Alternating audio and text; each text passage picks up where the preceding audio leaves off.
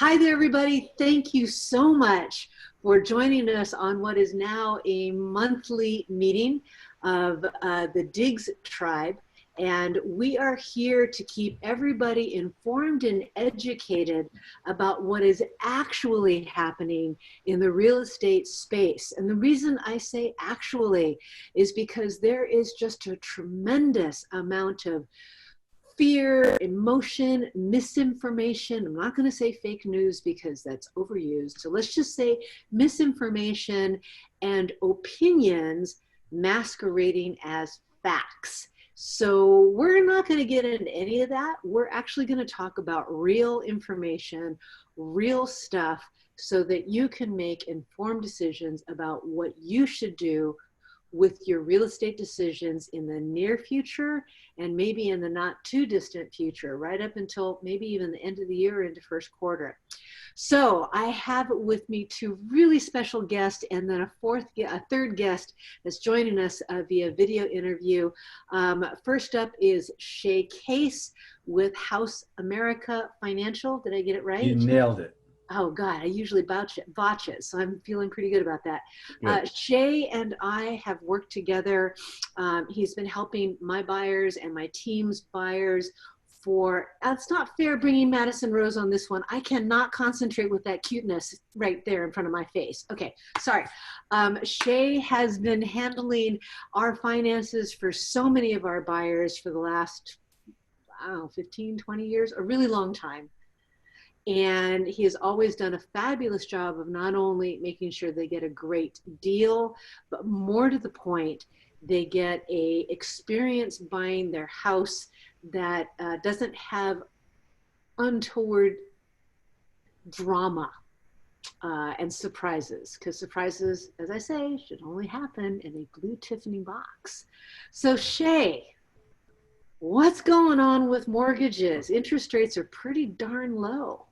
They are. I have honestly, I've never been more busy in my life. I'm thankful because a lot of folks are struggling these days, and luckily I'm not, because I'm in the lending business and interest rates. And we've said this before, but now we really mean it. They're at all-time lows. I heard that somebody refinanced a conforming loan at like 2 3/8. That's what 2 3/8. That's extremely low. I'm hoping that was a 15-year fixed, because yeah, it was a 15-year. Yeah. I've seen them about 2.5. So 2 3/8. That's how do you beat that, right? I guess 2 1/4 beats that. But we'll see if they continue to fall. I just don't think it's going to happen. But then it keeps happening. So that's such a great thing if you're a home buyer, or if you have a home and you want to refinance and save some money by cutting down your rate and payment.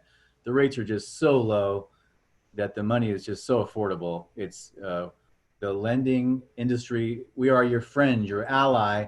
We can help because we have these great rates, and we're still lending an abundance of loans. We're getting them closed for purchases and refinances. It's not impossible, even in this environment, to get a home loan. I do want to always mention that for self-employed folks, it's a little trickier, because we know that the pandemic has shut some people down for all or part of the year. And so we have to be cognizant of the fact that, they may have not been working, but we hope that they're working now. Like a lot of the folks in the entertainment business, they go on a normal hiatus, but this year they may have been on an extended hiatus because the studios have been shut down. So if you're self-employed, it's a little trickier, but we can still work them out. We can still work things out. We just have to put our heads together. We do need to show that you're making money, depositing it in your account, because we'll look at 2 months of statements and get your profit loss statement. But we're still doing loans for self-employed borrowers as well. But here's what everybody really wants to know, Shay. Are they going to stay low, or are they going to go up? Well, yeah, I think so. I mean, the Feds just spoke this week, and they said that they don't foresee increasing rates. I think what's going to go hand in hand with rate going up or down is the vaccine. Will we get a vaccine? Because if we get a vaccine, that's going to be huge for the economy and for perception that things will get better. You'll probably see the stock market kind of zoom back up some more. and you'll probably see rates creep back up when there's a vaccine, and that means that we'll hopefully get everybody back to work sooner than later, and drive the economy. We had a pretty weak gross domestic product, and I know that Oscar will shed a lot more light than I can, but the GDP was weak, unemployment, jobless claims were up, so the economy hasn't been as strong as we had hoped for, but we're hoping for brighter days ahead. And yes, I do expect interest rates to stay down for the foreseeable future. So from a lending perspective, it's great news. Right. And so if someone is not able to find a house because the inventory is so doggone tight, they shouldn't be fearful anyway that the interest rates are going to go up and they've lost that window, right? Yeah, I agree. I do expect the rates to stay low, and so we can help buyers with their offers if they choose to go more aggressive to beat out the competition by way of shortening contingencies and or removing them altogether. But we have strategies to help your buyers close their transactions. So you've been helping some of the buyers gain enough confidence that they remove their loan contingency before going into it. That's I know in the past that's something you've been really cautious about doing. But it's a case-by-case situation. Depends on the strength of the buyer's profile. How much down payment do they have? How comfortable is their debt-to-income ratio? How strong is their credit? So we weigh the overall transaction, but when I feel comfortable with waiving a contingency, then I share my opinion on that, and that helps your buyer become more attracted to the seller. So are there any, like, I guess, avoidable problems? Like if you knew about it in advance and you built it in before you even made the offer, everything goes smoother, that you can think of? Well, I mean, one thing that comes to mind is, and this is just timing, the time of the year. If you're self-employed and you're about to file a tax return, you should probably run it by your lender before you do, because you can, to a degree, manipulate how much income or expense you claim when you're self-employed. And so I've had occasions where I've had it go both ways. I've had a client not get approved because they showed me a tax return, subsequently filed a new one that I was unaware of, income had dropped, and it took them out of eligibility. But on the flip side, I've had folks send me a prior year's return, and I said, well, if you had made just a little bit more, you'd qualify. And they did, and they did. They did qualify. So that's one thing. Other than that, I'll say this. I hate to see when buyers lose out on a house when they could have had it. And sometimes it takes losing a home 2 or 3 or 4 or 5 times, and you know this, before you get a little more aggressive and say, screw it. I'm not going to lose this thing for 25 grand or for 50 grand or whatever it may be. If you love the house, if you can qualify for it and afford it, go get it. I mean, sometimes buyers are so afraid that if they offer that amount of money, they're going to wind up regretting it later. Like their friends are going to say, you were dumb, you paid too much for the house, right? Yeah, and I think that sucks. You don't want to always think about what your friends are going to think. Do what works for you. Yeah. And people forget what rate they got. They forget how much they spent. They get in their house and they love the thing. And that's what I try to tell people, because I know when I bought my house, it cost more than I wanted. On the other hand, I also often caution my clients, don't get whipped up by the competition and the I've got to win place. Right. There's the other extent. Right. Sometimes I'm like, simmer. You got to simmer. Has to be a balance. Right. Exactly. But if you love it and if you really want it and you want to win, then you got to give it everything you've got. And then if you have and you still don't get the house, well, at least you've tried. You've given it your best shot. And you go. I always say, let's just make an offer that's got no regrets either way. I agree, 100%. Right? Yeah, I love it. Well, Shay, as always, we love having your insight. Shay Case can be, what's your phone number, babe? It is 818-469-8680. Excellent. Now, anybody who had registered for this town hall meeting will be getting a follow-up email, and in the show notes will be the contact information for all of our. It's over already. I'm sorry? It's over already. No, it's not over. We're still here. All right. Thank you for joining. Thank you, Kendall. We're glad there. Okay, all right. So with that, I'm going to get to our senior economist for the California Association of Realtors. He was not able to join us at this meeting. He had another, let's see, he had another engagement. So I actually interviewed him earlier, and I'm just going to go ahead and play that recording right here. Can y'all see that? Mm-hmm. Okay, so I'm just going to go ahead and play this recording, and you can see what Oscar had to say about our economy and why in the world do we think that things are going to continue strong. So this is our friend, Oscar Way, senior economist for the California Association of Realtors. He's not able to be with us live during this meeting, so this is a recording. And I had some questions that have been burning, and if they're burning for me, they're probably burning for you. And I want to take this opportunity to ask him, and Oscar's probably not going to be happy with me, but I have to ask. Yes, every single month, you've been giving us amazing data as to why the real estate sector, housing sector, is still going strong. But seriously, dude, all of the PPE is going to be stopping. The unemployment has stopped. You know, the economic carnage is so real, and yet I have people lining up on my listings 10 deep. Why are things so strong? Or is everybody just smoking some weed and not paying attention? I need to know what's going on. Well, first of all, thank you very much, Kendall, for doing the recording and asking me for my input. Yes, you're absolutely right. You know, we seem to be going different directions. The housing market versus the economy. You're absolutely right. You know, the economy today actually is Thursday, and we had the GDP numbers just released earlier this morning, the second quarter, and the second quarter plummeted by about 33%. But at the same time, Great Depression. Yeah, I mean, obviously, you know, we've dropped from, I mean, the technical definition is 2 quarters of decrease in GDP would be considered recessions, and we had the first quarter dropping by 5% and the second quarter by 33%. So we definitely have, this is definitely a recession. You know, what's going to happen in the third quarter and fourth quarter for the economy, that's hard to say, but, you know, most economists believe that it's going to bounce back.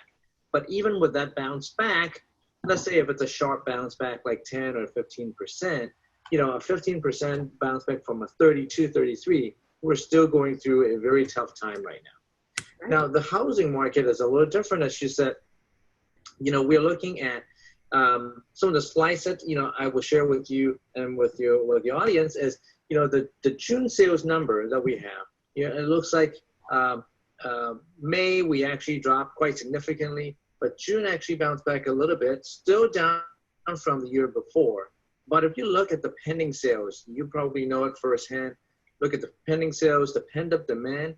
It looks like it's actually, you know, based on our numbers, surpassed actually last year. That suggests to me that in July, now this is a state number, obviously it's different in different areas, but for the state number, it looks like the July number will be actually surpassed last year's level. So what is the reason behind it? I think you have shown, you know, share your insights before, and, you know, I think a lot of buyers probably know this already. Look at interest rates. You know, interest rates, it's at what, 3% or below 3%. I have someone who asked me to refinance, and, you know, at below 3%. So for buyers, they want to take advantage of it. And it's not just low interest rates. You know, low interest rates actually mean something. I might have shown a slide before. You know, with the difference between what, I think last year we might have like a 3.5 or 3.6 or 3.7 30-year fixed rate at this time of the year. This time we have it below 3%. That is actual saving of between $200 to $300 a month. And that's huge for many buyers. True. But, you know, interest rates plummeted the last time we had a boom. What is it, 05, 06, you know. True, very true. And things went bonkers for a while.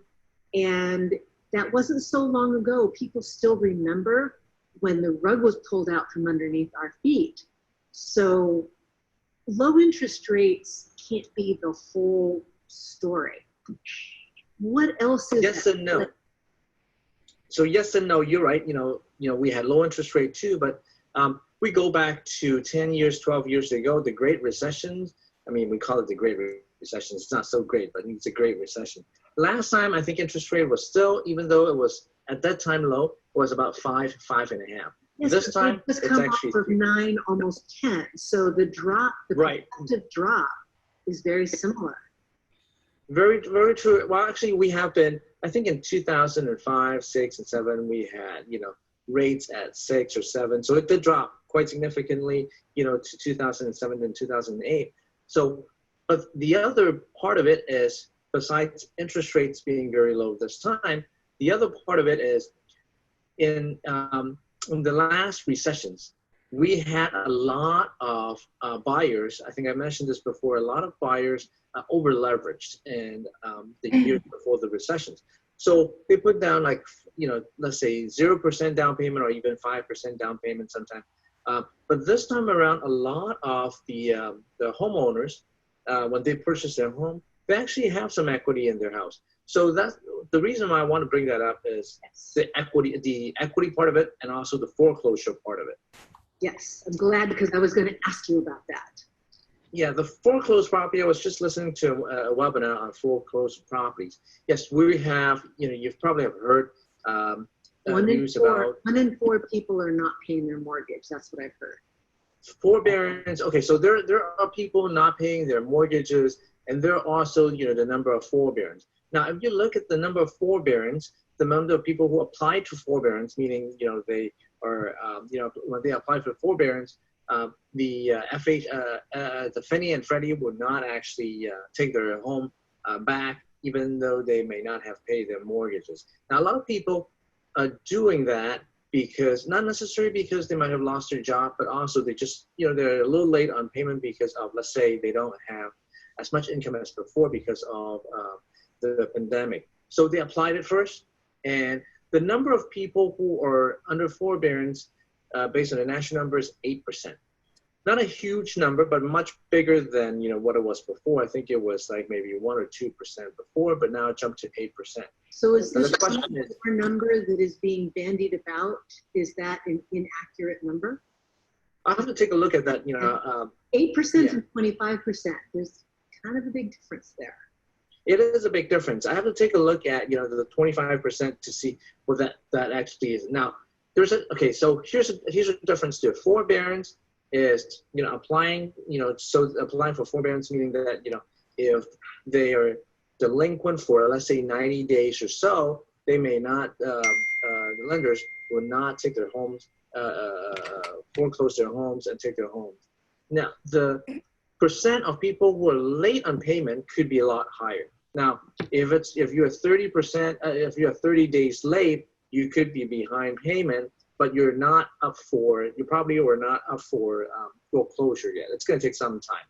So there is a difference. Now, the number could vary, and I heard, I just looked at, the outlook for foreclosure from another company, and I think they projected that there will be increase in foreclosure for sure. Here's the thing, there's a lot of uncertainties, as you know. If the economy continue to drag on, and if we continue to have the pandemic situation dragged on for, let's say, 6 months or a year, which is very possible. Very possible. Very possible. Then we could have increase in foreclosures. The number of foreclosures, then of course that number is a projection, but it could increase by, let's say, from right now it may be somewhere around, let's say, 1 or 2% of all sales being foreclosed properties. I think I might have mentioned before, it could jump from 1 or 2% of all sales being foreclosed sales to maybe about 5%. And let's say if that is the case. What was it like in 2010? It went all the way up to 30%, 40%, depending on where. So like in Riverside, San Bernardino, and if you live in Southern California, Riverside, San Bernardino actually went up to 45 to 50%. And in areas such as Sacramento, it actually, is right around like 35. So a projection of foreclosure going up to say 8% is still nowhere near what we experienced in 2010. Well, 2000, yes, you're absolutely right. And we see foreclosure go up to foreclosed property sales goes up to 5 or 6 or 7%. Now, I specifically mentioned foreclosed sales being part of total sales because that's the number that I'm more familiar with. But if it goes up to 4, 5 or 6 or 7%, it's going to have a little bit of an impact on price and on sales as well as price, obviously. Now, because foreclosed properties, as you know, prices for foreclosed properties probably are a little bit lower. The projection that I saw earlier in regards to the increase in foreclosed sales will have an impact on price, but how much? Probably not as much as we think. The impact on price is it might overall drag the market down by maybe 2 or 3% or maybe even 5. Let's say 5% in terms of price. Okay. What are we looking at right now? Right now we're not looking at those foreclosed sales yet. No. But in terms of price right now, we continue to see, just last month, we started seeing increase in price again by 1 or 2%. So for the rest of the year, I think we'll probably be fluctuating between an increase of 1 or 2 or 3% to maybe a dip of 1 or 2%. Going into 2021, though, if we do have an increase in foreclosed properties for sale, yes, it might go down by, let's say, 5%, as I mentioned. But if someone is hoping to buy a property and hold on for, let's say, 2 to 3 years, after next year, 2021, we should be rebounding, and home prices should get back up in 2020, end of 21 and 2022. Well, is it fair to say then, kind of worst case projection is that we have a continued pandemic and the economy continues to be shut down, essentially? Things get, I'm talking worst case. We could see foreclosure rate as a percentage of existing sales maybe as high as 6 to 8%. And if that's possible. Right, and if that worst case were to happen, then that could impact sales prices by a few percentage points, but nowhere near what we had in 2010, because we have some. You're absolutely right. I mean, there's no way we can get to that level. And the other reason is, remember, one of the reasons why we had the home sales in 2010 or 2008, 2009 tanked was because there were a lot of inventory at the time, right, whether it be foreclosed properties or whether it be overbuilt. Right. This time around, take a look at some of the numbers. We were still very, very tight in terms of inventory. You would know that firsthand also. Yeah, inventory rose by quite a bit over the last week, which means we went from 69 properties for sale to 72. That constitutes a big. It's like it's the inventory is so tight. It's crazy. Okay. Well, that is pretty much the most important questions that I had. Was there anything important that you wanted to get across to our viewership? Yes, definitely. I mean, I'll share with you, some of the things that we have been seeing, in the next minute or so. That is, I want to say, yes, we already have the first half of the year in the book, right? Yeah. Second half of the year, yes, it's based on the pending sales numbers, based on the numbers that we have seen in the last couple weeks, last few weeks or so. We still continue to see demand. So as far as demand is concerned, I think, we're going to see, continue to see some demand in the next 2 to 3 or 4 months or so, partly because of low interest rate. But of course, we have to keep in mind things could change in a matter of, days or maybe even minutes.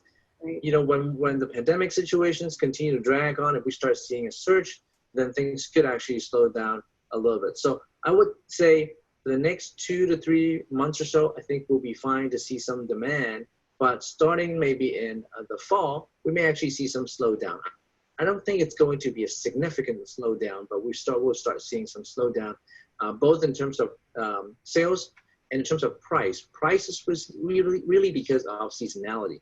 Right. So So just expect, something like that to happen. Interest rate wise, I think we're going to continue to see some low interest rates. So that will help, support the market. At the same time, tight inventory is probably going to support the market as well. Right.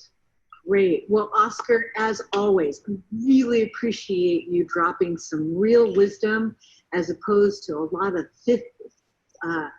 lies and myths that seem to propagate the internet webs out there, right? Absolutely. I mean, you obviously, I may not necessarily be saying all the right things that you want to hear, but I just want to give you guys, truth is way more important. Yeah, truth is way more important than the stuff we want to hear, right? Well, have a great appointment this evening. I forget what it was you were doing instead of being with me. We missed it's a tendo, yes. Right, exactly. But we're not going to miss you because you're here on this recording. As always, guys, if you have any questions, please drop them down below, and I will shoot them over to Oscar and see if we can get some answers for you. Oscar, have a great time, and we will see you next month. Thank you again. Okay, that was fun. So I've been hearing, and I'm sure all of the rest of you have, I've been hearing so much news that seems dire that I wanted to ask them some questions. You guys may have additional ones, harder questions that I didn't ask. Please share them with us on your comments, either on Instagram Live, Facebook Live, or here on Zoom, and we will get those answers for you as much as we can.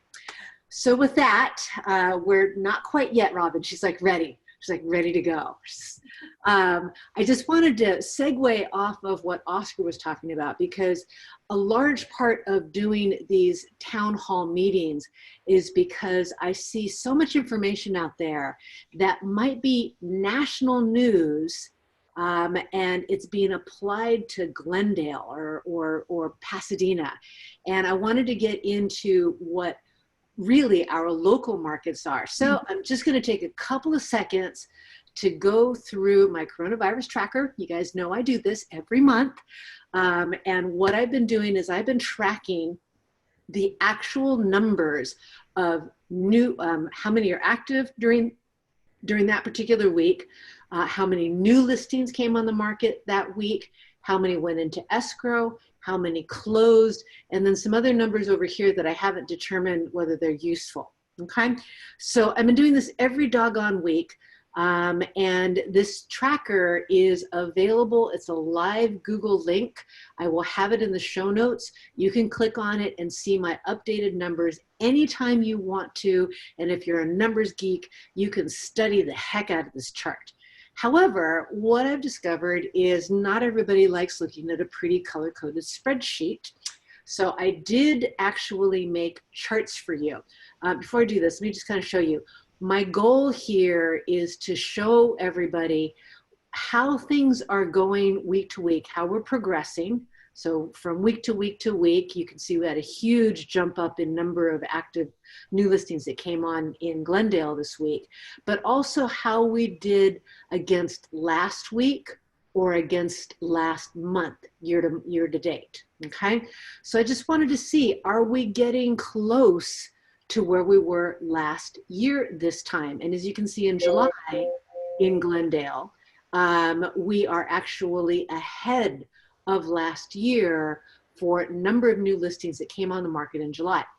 Okay, so that's kind of what I'm measuring. But the chart is just showing you how things are progressing right now, this year, not against last year. So you can see that our number of listings in Glendale shot up. Now, we outperformed pretty much all the other digs areas. There's more new listings in Glendale this week than really anywhere else. And that oftentimes when you get a blip like that, it's kind of a weekly anomaly, just, for whatever reasons, everybody went on the market this particular week. But you can also see that numbers of homes going into escrow and closing escrow are also rising. La Crescenta, we have a big steep go up in new listings, and in closed escrows, we did see a drop in number of new escrows opening. It's too soon to tell if that's concerning There's just a lot of seasonality happening in La Crescenta. So much of what we do in La Crescenta is around the school schedule, and the schools are just wacky jacky now. So it's really tough to see what's going on as far as seasonality. In Pasadena, again, another big bump up in number of new listings coming on the market. Closings are up. New escrows are slightly down. And in Northeast Los Angeles, big bump up in number of new escrows, actually a big bump up in number of new escrows, and then our closings is kind of flat. So what we're seeing in our local market is that people are starting to come back on the market, and they're saying, you know what, I've been sitting here probably in a puddle of fear for quite some time. I'm afraid to sell my house, and I'm not sure what to do. They've seen a number of their neighbors sell for fairly astonishing prices. And they're like, you know what? Let's get it done. Let's go ahead and go on the market. We're a month later than what we thought we were going to do this year, but we're still wanting to get sold, and we still want to move on to the next part of our life. So what can we take from the coronavirus tracker? Primarily, what we can take from this is that what's important is if it's something that you need to do, not kind of a lukewarm wish. There's a reason for you to be moving. You are, if you're a buyer, you're working from home now. Both you and your spouse are working from home now, and you're in a one-bedroom apartment. And that was fine when you were two busy professionals and you only came home to sleep. But now it's just untenable, and you've got to buy a property. For sellers, it is you've got 4 kids jammed into one room in a 2-bedroom house, and you've been trying to figure out how to get more room, and it's time. The interest rates are so low that it just makes more sense for you to buy than it does for you to try to add on to your house.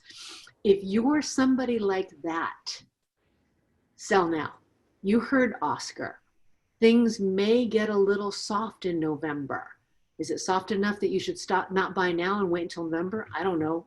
Personally, I think that if the right house comes up, you should grab it, because in November, prices may be soft and all of the houses suck and they're not good for you, right? So, seize the day. But if you are a seller, sell now.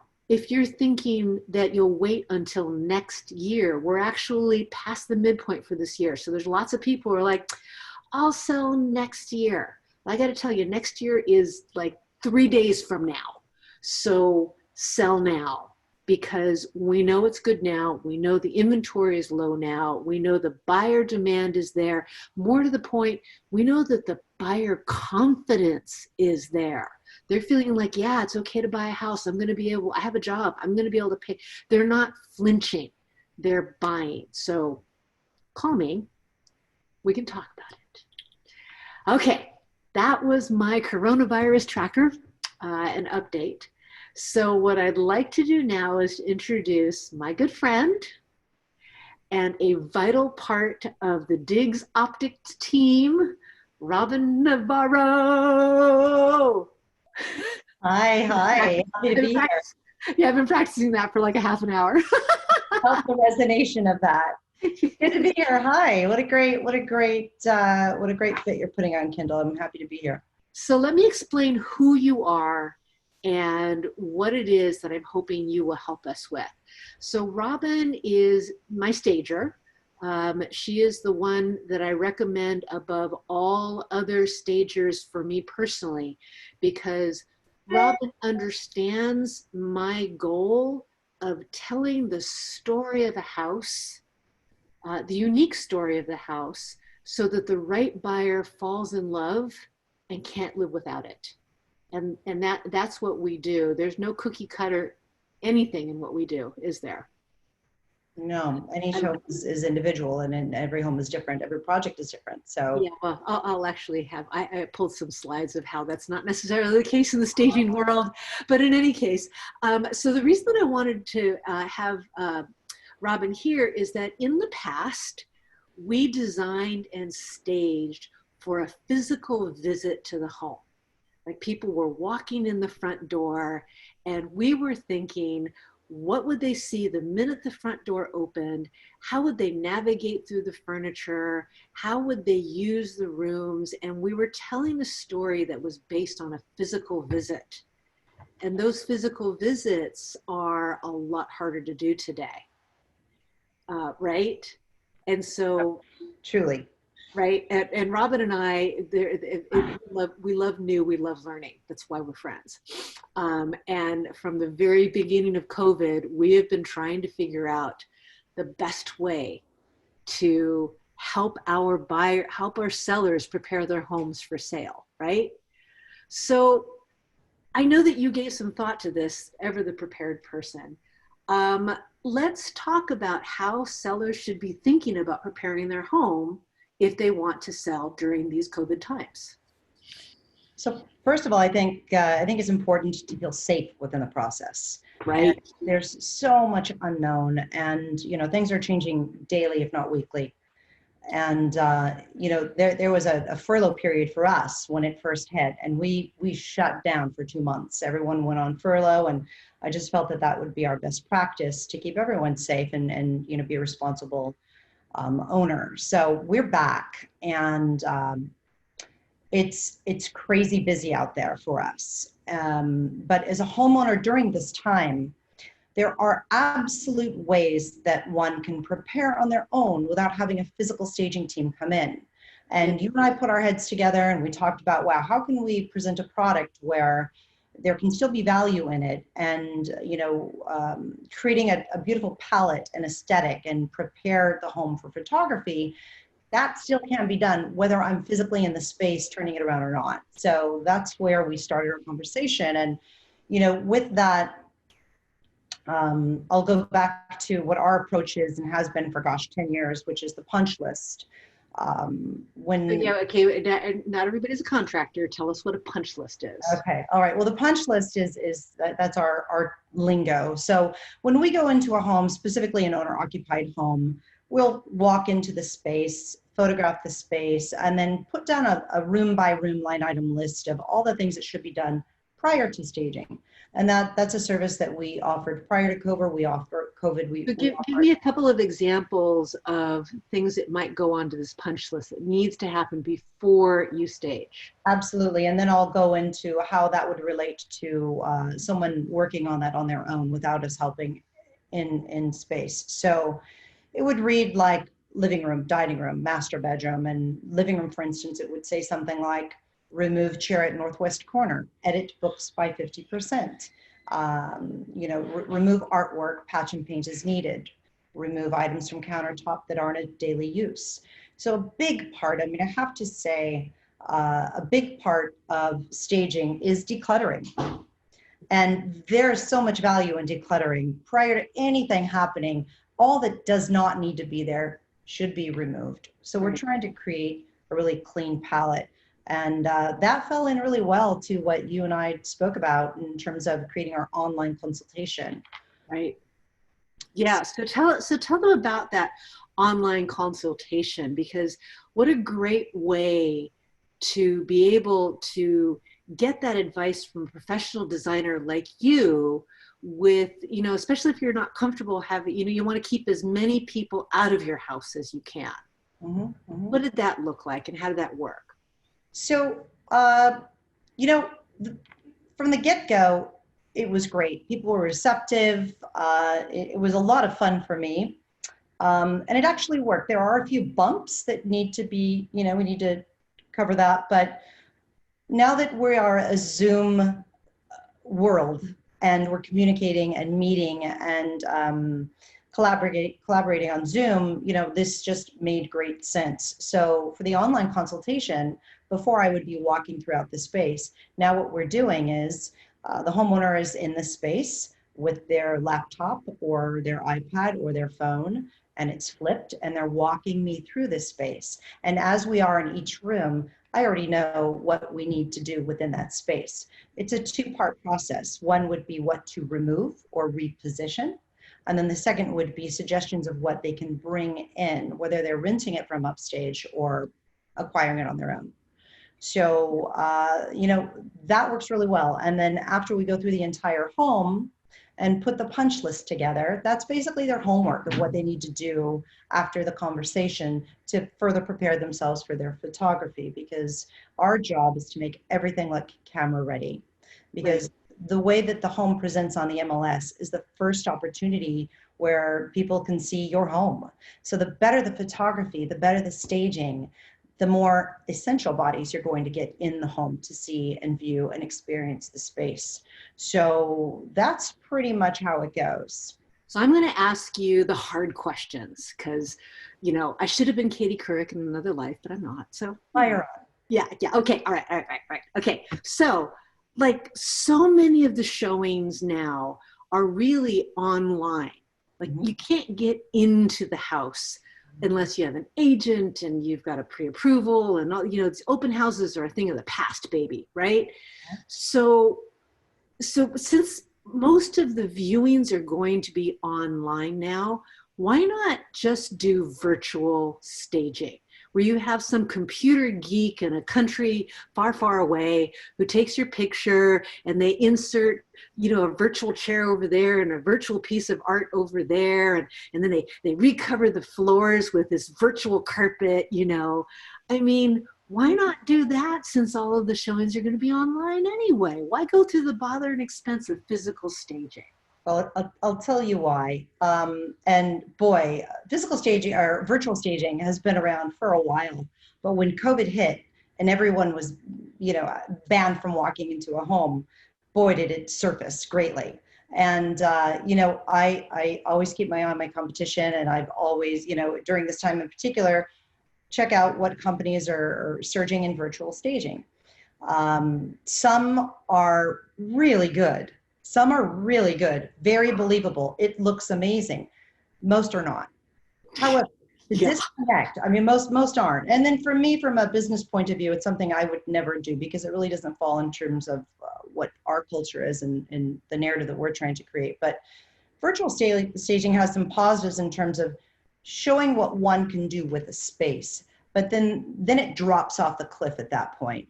So let's just say one has a broker or an agent and they actually, you know, they're qualified, they go into the space, they want to look at it.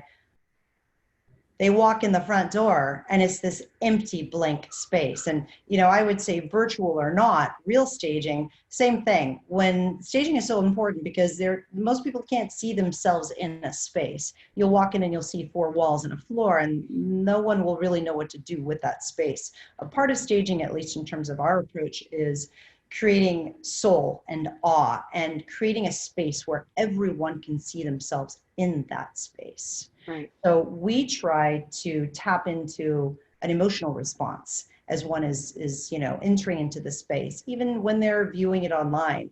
But the disconnect with virtual staging, from my point of view, is, you know, it may look great online. It may look great online, but boy, when you walk in there, you're going to be like, wait a minute, this isn't the same house. And how's this going to work out? And how's this going to play out? I can't do this. When someone is able to walk through a space and see it well appointed, then, you know, then that just helps the process so much more. All right, so let's talk about cost, because everybody wants to know, you know, how expensive is staging? And of course, I would call it an investment, but people are talking about it. And I know, having worked with you, that you can work with almost any budget, but give me a couple of ideas on kind of what a lower end staging would look like and cost. Somebody who just really only has a small amount of capital to work with, and what something would look like for say a 2,500 square foot house that you just really want to tell an awesome story. Okay, so let's see. So what we do is we walk into a space. We launched last December a program called Light, Medium, Complete. And this was in response to wanting to service our clients that, you know, may have limited budgets. So we wanted to be able to create the ability for everyone, regardless of budget, to be able to appoint their homes. So for us, what that means is, I'll give an example of a living room, for instance.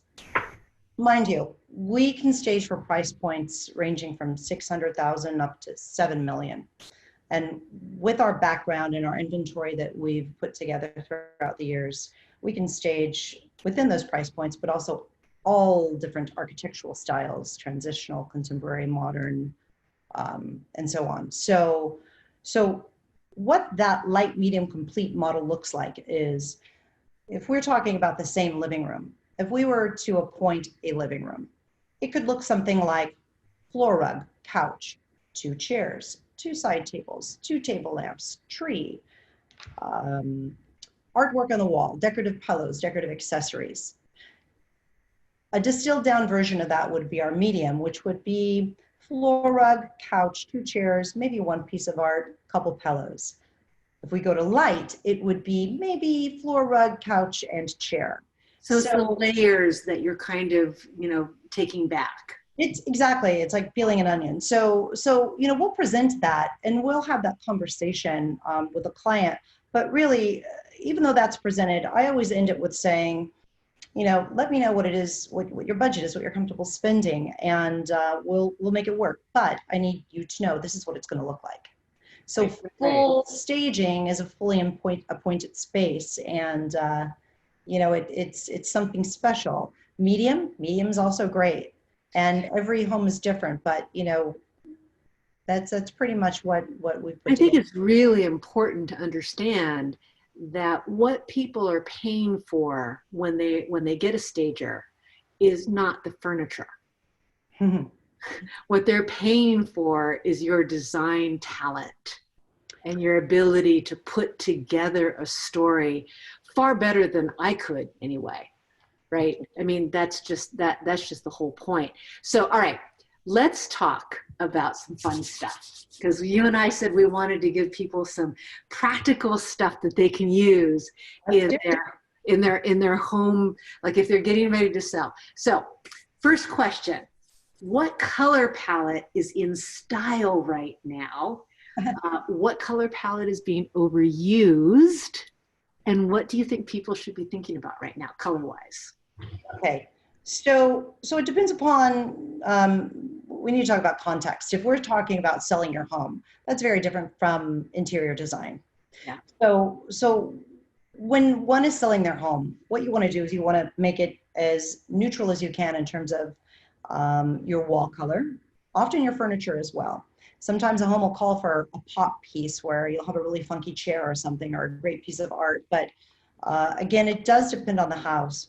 I don't fall into the line of what the color of the year is. I think it's kind of a marketing ploy, really. And well, I don't know, like for example, everybody is going on gray right now. So overused. It's played out. It's played out. I mean, you'll see a lot of wait. Okay, I got to do this because I'm just a brat. Wait, let me share this. Okay, check it, you guys. These are 4 different houses in 4 different cities. Look kind of the same, guys? Okay, sorry. I just had to do that. Yeah. 4 different cities. It's basically telling the same story on that. I get it. But it is that feels like it's coming from the same vein, and there is a lot of gray in there. In terms of staging, stagers use a lot of neutral major pieces, like neutral pieces of furniture, and they pop their color with pillows and floor rugs and artwork. I think from a staging point of view, the most important thing you do before you bring anything in is you edit. Edit is what it is about. I mean, you can create some crazy value bombs with just editing what you have and removing any personalization, like no family photographs. People are so savvy these days. I'll come in and they already know before they see my punch list, the obvious of what one should do. So edit. I would always start with that. And of course, I'm speaking with an owner occupied or a home that's appointed or furnished. So do you have a favorite like accent or pop that you like to put into many of your homes? Well, you could attest to this. Our staging is a little bit different. It's not predictable. We source our inventory from so many places. We have our majors that we shop at, our wholesale vendors. I purchase a lot from movie sets that get struck, and we'll go in and we'll buy the whole set.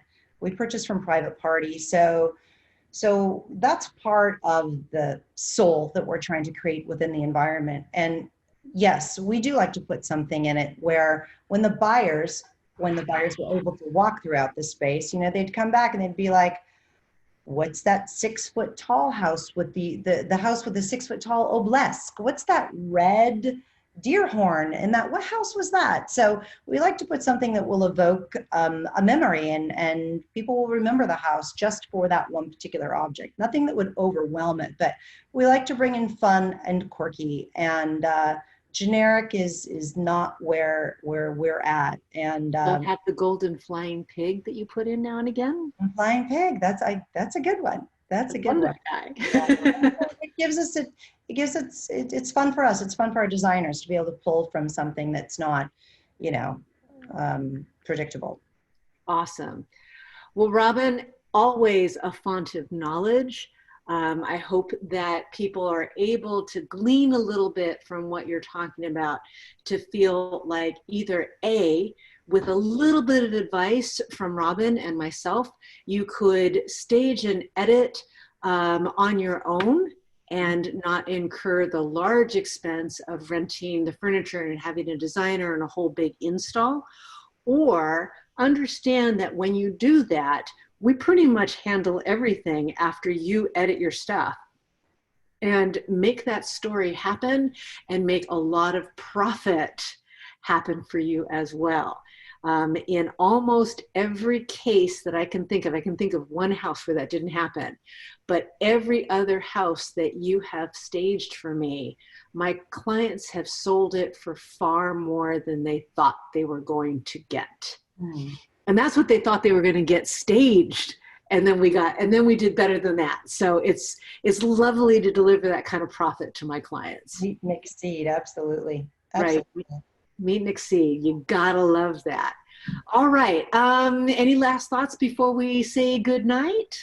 No, I think we're good. But you know, just so everyone watching does know that, you know, it doesn't matter what your budget is. You can do it regardless of having someone come in person if it's safe within the time that we're experiencing right now, or having a Zoom meeting to work on you know, what your home needs actually, to empower you with the tools that you need to actually create that space so it's presentable to your potential buyers.